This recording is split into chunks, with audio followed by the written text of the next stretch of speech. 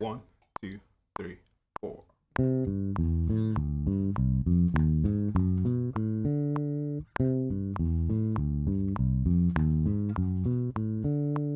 Hey, what's going on, guys? Check it out. So really quick, I want to do an exercise. I feel like we haven't done one in a while. It just consists of a C major phrase and a C diminished phrase. It may have sounded a little bit weird towards the end of it, but that's just the undertone of a diminished scale. And I'll show you in a little bit. You can move this exercise around as well. I found it hard to, in the beginning of my playing, to do this movement right here. I don't know if you can see that. Like that raking movement where you got 1, 1, 2, 2, or 1, 2, 1, 2.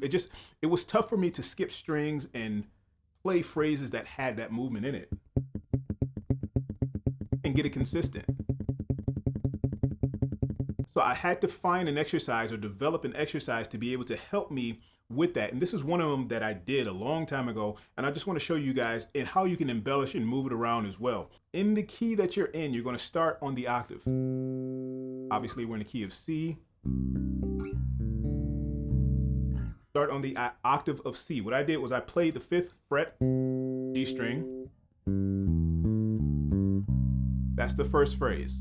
So you got C, G, E, A, D, G, and C in the E on the E string with your 4th finger. But anyway, take that slow, that first phrase. Very simple. The next part is where it gets a little bit weird. Okay, so for the diminished part, C on the E string, right underneath that we got F.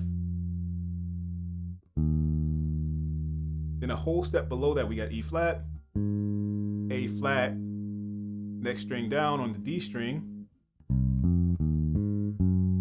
Then we got G flat on the A string. I want to play that again. 3rd finger, 3rd finger again, 1st, 1st, 4th. So C diminished scale, let's backtrack. C diminished scale, you're going to play a whole, half, whole, half, whole, half scale. So we have C, whole step, half step, whole step, half step, whole.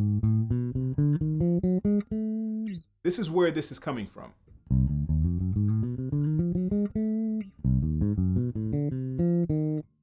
So that's the sound that you're hearing. That's the makeup of the second section of this exercise. I want to go a little bit slower so you can catch it. D, F, E flat, A flat, G flat, B, A, D. Got it?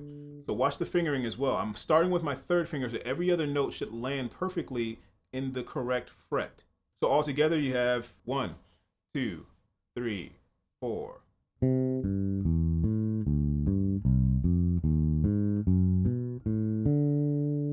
Now, what I did and what I chose to do, and you can embellish this a little bit, that's literally the end of the lesson. But you can embellish it a little bit more, which I know some of you guys love to do, and I love seeing you guys do that.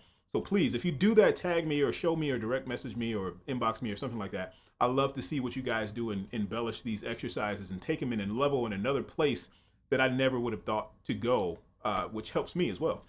So you can move this around in a circle of fourths. So you can do it in C. That's C. And then you can do F.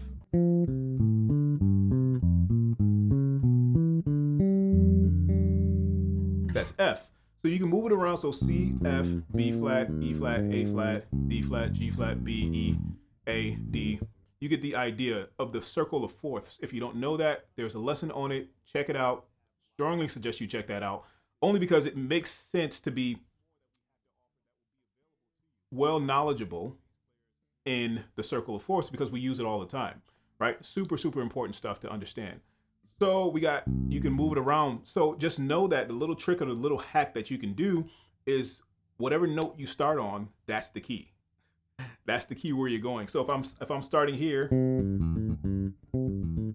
I can't play it. That's your key. And if you're wondering what chord I'm playing right there, I'm playing an add 9 chord. It's just the root note, the 6th and the 9th. So C add 9, F add 9. What would it be? We have B flat add 9, E flat, A flat, D flat. We got G flat. Where should I play it? We got B. Then we have E, A. Oh, that sounds so nice, right? So you can experiment with that. All you're doing is going around looping the circle of fourths. And it'll just get you used to playing with that fingering, that 1, 2, 1, 2, that raking motion. It'll help you do that in a melodic sense, not just going there, not just sitting there and just going like this all day, which is nothing wrong with that, but add some context to it, add some notes to it, add some melody to it, and you can get something that sounds pretty nice.